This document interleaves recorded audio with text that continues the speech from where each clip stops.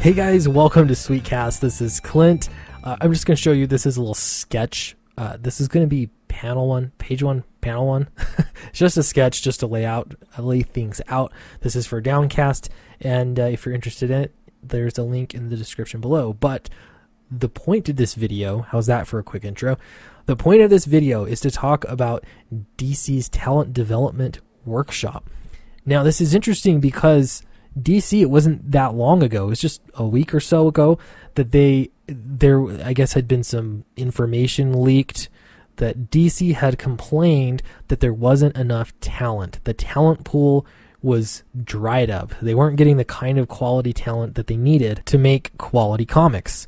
Now, I would argue that there are some other problems beyond that, but that's neither here nor there. So what I did want to do is look at this talent development web page and just look at a little bit of this, and maybe we'll have a little bit of fun with this together. So first thing I wanted to point out was the alumni from the workshop. I'll admit I don't know the faces of all comic book creators, and so I do recognize Mags Visaccio here, but I do wonder what else it takes. So we're going to look into some of the information on how you get into it. I would assume that there's no amount of money, no circumstances that I could get into this. I will say that Scott Snyder, he was one of my favorite writers.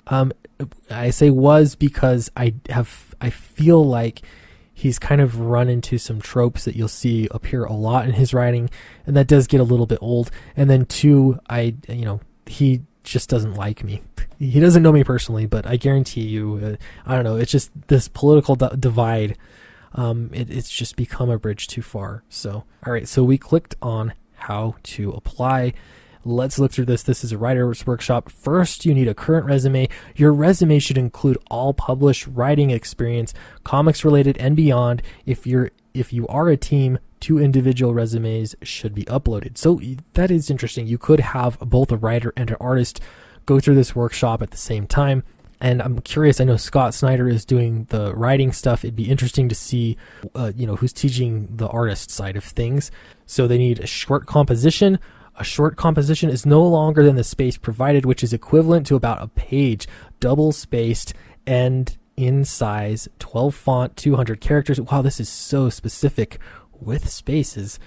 It should tell us why you want to be a DC comic book writer and how your background will add to a unique perspective to our publishing portfolio, blah, blah, blah. Okay, so this is another interesting thing, especially for writing. This is it. They want to see how you can articulate yourself. So this would be it. Now, if I were to talk to you, if this was 3 years ago and I was talking to you, I would say I'm so stoked about this and I want to join it because this is a way into comics. I remember looking for things like Judge Dredd, 2000 AD. They have ways for people to get published and do short stories in their anthologies, and I was all over that kind of stuff because I really wanted to break into comics as a writer, and so I totally would have been all over this. It sounds nice if, and this is a big if you want to work for DC Comics. So published writing samples. Applicants must submit 1 or 2 published writing samples. Comic book work is preferred, but we'll also accept any published fiction writing that will highlight your skills as okay. So I'm going to say it, though it might not seem important or relevant, writing fiction in any form is really, really, really important to being a good writer. So whether you've written for comics or you've written novels or anything, if you're doing creative writing, a lot of those same skills translate over. There's still a little bit of a learning curve for sure, but that stuff is important. So I'm glad that they accept it. A lot of places don't care. There's absolutely no respect for prose writing, even though dialogue, for example, bad dialogue in comics is rampant. Okay, so they've got some standards for comic books, novels, short fiction, screenplays, video games. Writing for a video game. Interesting. So they can play through it. Okay, gotcha. And the don'ts. Don't send DC character fan fiction.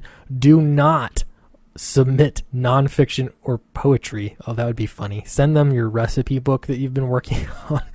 Oh man, we should do this for fun. That would be awesome. Do not send them a sample page in anything other than English. Guys, I thought DC was inclusive. Are you kidding me? This is racist. And do not send us pitches. Okay, so they will not. And then submission agreement, I'm sure they can do whatever they want with your work, and you can't sue them. So let's look into the two halves here. We have the writer's workshop first. The writer's workshop, we're going panels to pages.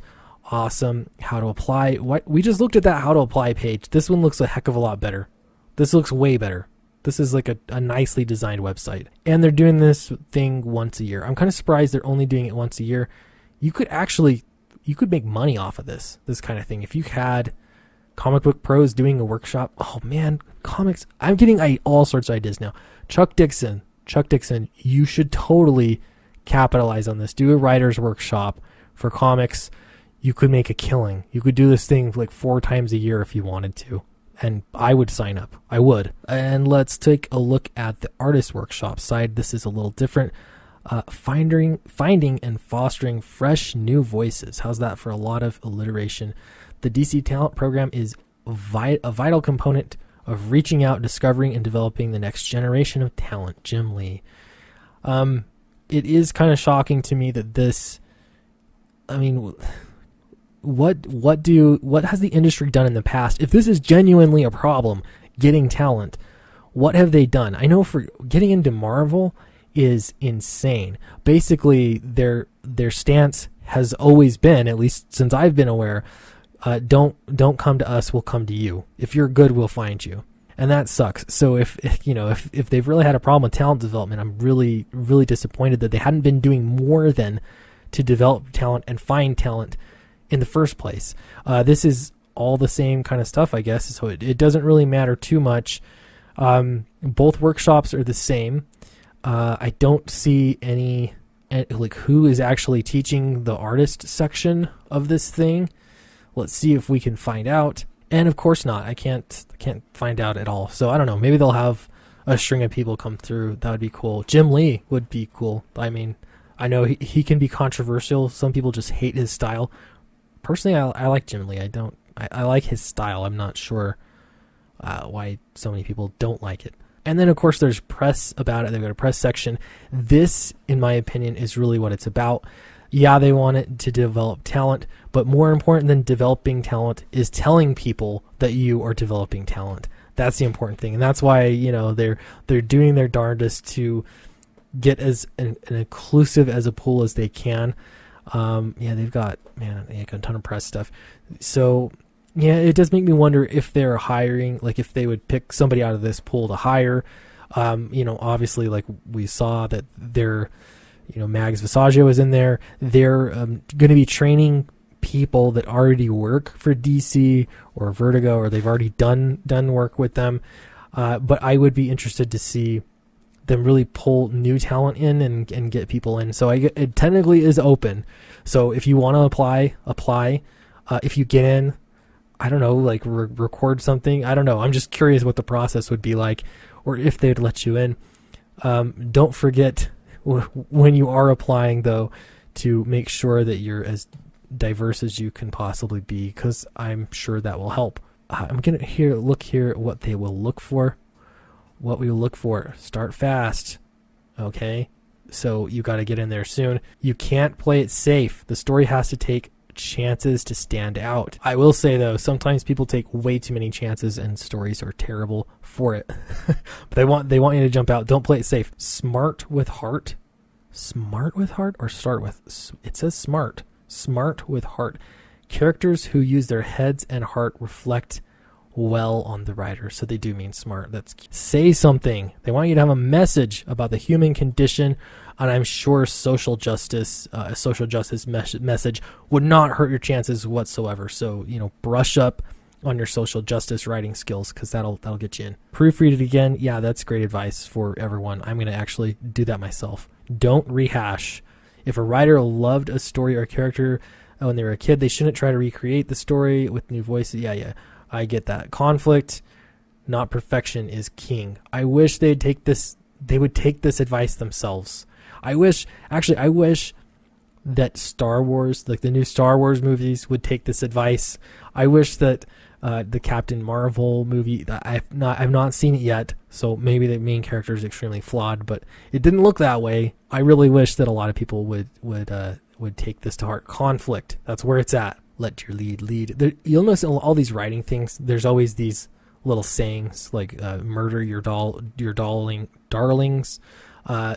let your lead lead, things like that. They come up with all these little cute statements. Be aware of precious real estate. So they seem super vague. I mean, I do think they're good though. This is good advice. This is like when you go to journalism school, like I did. You go there and then they teach you what journalism should be, and you should be objective and how to write straight news stories, that kind of stuff. They teach you this level of standard that you should reach for. And then in practice, like when they're actually doing the kind of stuff, they throw all of these principles out the window and they just do whatever the heck they want to do anyway. So that's nice. Yeah, there's a lot of stuff here. Let's look at the artist inspiration. What do we have here? So they have scripts that you can write from, or you can draw from, rather. This is actually, I like this. Like this is helpful to anybody. If you're looking at a script and you want to draw it, I have found it so interesting when I've seen artists do that. So there's like multiple artists drawing the same page, but they haven't seen each other's work and they're each doing it independently. It's really, really cool to see how each of them will do it, because it's going to look different. There's definitely decisions that they make. So yeah, that's a really great idea. Actually, that would be kind of a fun project to do in Comicsgate. All this stuff we can do already. We totally could do all this stuff if we wanted to develop talent. So that's about all I'm going to look through. This is actually interesting. I'm cynical about it, but honestly, I think it's good that they have something there. I think it's a shame that it's not available to more people and more frequently. But there's no reason. Again, like I don't need DC Comics. You don't need DC Comics either. This is something that most certainly could be put together for indie comics. Comicsgate has a lot of great artists. There are great writers in Comicsgate as well, and so it would be really, really cool to see something better than this. It would be cool to see somebody outdo DC with something like this that's available to more people. Thanks so much for watching. Don't forget to like and subscribe. And if you're interested in joining the mailing list for Downcast, that's below. I'm working really, really hard on it, and it comes out on April 2nd. It just might be worth your time to join the mailing list. So thank you very much, and I'll see you next time.